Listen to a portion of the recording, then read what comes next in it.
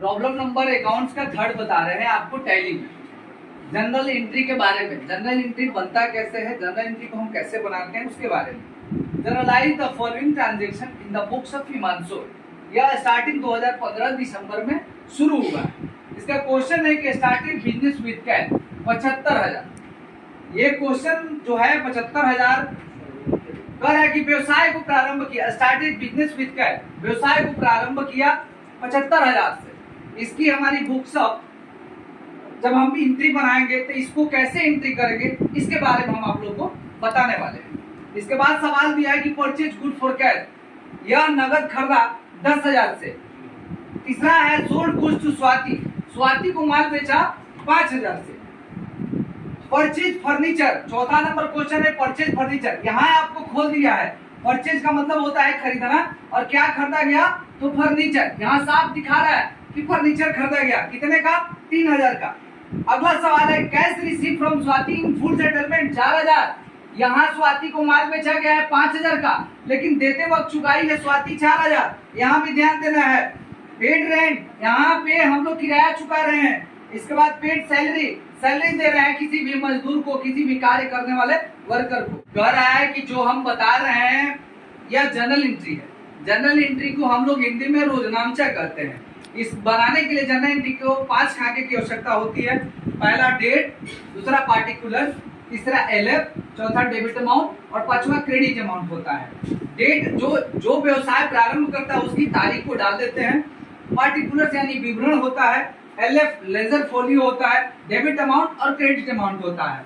पहला क्वेश्चन हम लोग बताए थे कि स्टार्टेड बिजनेस विद कैश, जब भी व्यवसाय को प्रारंभ करता है तो अपितु पूंजी का ही नाम लिखा जाता है, स्वामी का नाम नहीं लिखा जाता है। तो वहां पे cash account year to capital account हो जाएगा। दूसरा सवाल है कि परचेज गुड फॉर कैश, नगद माल खरीदा। नगद माल खरीदने पे मुझे क्या आ रहा है, माल आ रहा है और पैसा जा रहा है, तो गुड्स न लिखकर आप परचेज लिख सकते हैं। तो यहाँ सवाल नंबर सेकंड जो है यहाँ लिखेंगे कि PURCHAS purchase account D R, purchase account D R कितना का माल खरीदे हैं 10,000 का, और हमारा पैसा भी देना है, उधार तो है नहीं नगद है। Purchase account DR to cash account हो जाएगा। कैश अकाउंट कितना, क्रेडिट में भी 10,000 हो जाएगा। सवाल हमारा है गुड्स सोल्ड टू स्वाति। इसमें सवाल बता रहे कि सोल्ड गुड्स टू स्वाति यानी स्वाति को माल बेचा। सोल्ड जो होता है सेल हो जाता है, सोल्ड माने बेचना, गुड्स मीन्स माल, और किसको माल बेचा गया स्वाति को। इसमें पाने वाली कौन है स्वाति।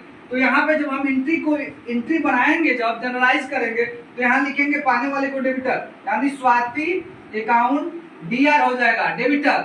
और टू सेल अकाउंट होता है, सेल मीन्स बेचना, कितना का माल बेचा गया स्वाति को 5,000 रुपए का माल बेचा गया है। इसका रूल होता है गोल्डन रूल, पाने वाले को डेबिटर और जाने वाले को क्रेडिटर कहते हैं। सवाल थर्ड में बता रहे हैं आपके सामने ठीक तरह से कि सोल्ड गुड्स टू स्वाति, इसमें से पाने वाला कौन हुआ तो स्वाति। पाने वाले को डेबिटर कहते हैं और जाने वाले को क्रेडिटर कहते हैं। स्वाति को माल बेचा गया यानी स्वाति पाई है, तो Swati account DR to sale account हो जाएगा। बहुत ही सवाल इजी है।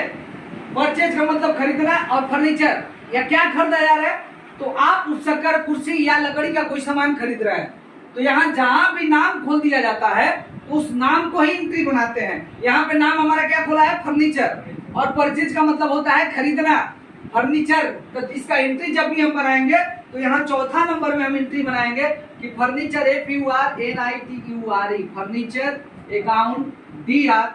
और टू किस तरह खरीदा जा रहा है, उधार नहीं खरीदा जा रहा है, पैसे से खरीदा जा रहा है। तो टू कैश अकाउंट कितने का चेयर खरीदा जा रहा है 3,000 का, तो पाने वाले को डेबिट, जाने वाले को क्रेडिट। बहुत ही आसान है ये। परचेज टू फर्नीचर यानी परचेज मींस खरीदना, और क्या खरीदा जा रहा है फर्नीचर, तो उसका ही नाम लिखेंगे जो यहाँ संपत्ति हमारा आ रहा है। Cash receive from Swati full settlement. एक सवाल था इससे पहले, स्वाति को माल बेचा गया था 5,000 का, लेकिन स्वाति ने चुकाई हमें 4,000। तो जो पाया जाता है उसे डेबिटर कहते हैं, जो चला जाता है उसे क्रेडिटर कहते हैं। किसी भी व्यक्ति को अगर माल बेचा गया 5,000 का, अगर वो चुकाया 4,000 तो 1,000 जो है डिस्काउंट हो जाता है। डिस्काउंट दो प्रकार के होते हैं, एक कैश डिस्काउंट होता है, एक ट्रेड डिस्काउंट होता है। एक नगदी छूट होता है, एक व्यापारिक छूट होता है, और तीसरा एक जो होते हैं स्पेशल डिस्काउंट, जो कि विशेष कटौती कहलाते हैं, जो कि बहुत कम लोगों को दी जाती है, विशेष लोगों को दी जाती है। तो cash receive from Swati full settlement, तो जो चुकाया जाएगा, स्वाति को माल बेचा गया था 5,000 का, चुकाई 4,000, तो cash account D R, discount account DR 1,000, अट्टू किसने चुकाया? स्वाति ने, तो स्वाति अकाउंट जो है 5,000 हो जाएगा, cash account DR 4,000, discount account DR 1,000, अट्टू स्वाति अकाउंट। जो जनरल हम बनाएंगे, जनरल में हमारा छठा क्वेश्चन है रेंट पे।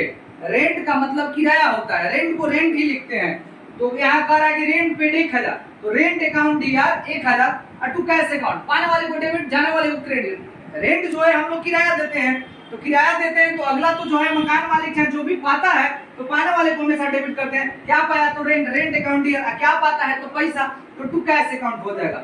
अगला है पेड सैलरी, सैलरी और वेजेज होता है, वेजेज जो डेली वेजेज मजदूरा होते हैं उसको, और सैलरी किसी वर्कर मंथली वाइज काम करते हैं उसको दी जाती है। पेड सैलरी, तो इसका हो जाएगा salary account DR to cash account, यानी पाने वाले को डेबिटर और जाने वाले को क्रेडिटर कहते हैं। सैलरी अकाउंट हो जाएगा salary account DR to cash account. हमें जनरल बनाने के लिए 5 खाकों की आवश्यकता होती है। कितने खाकों की? 5 खाकों की।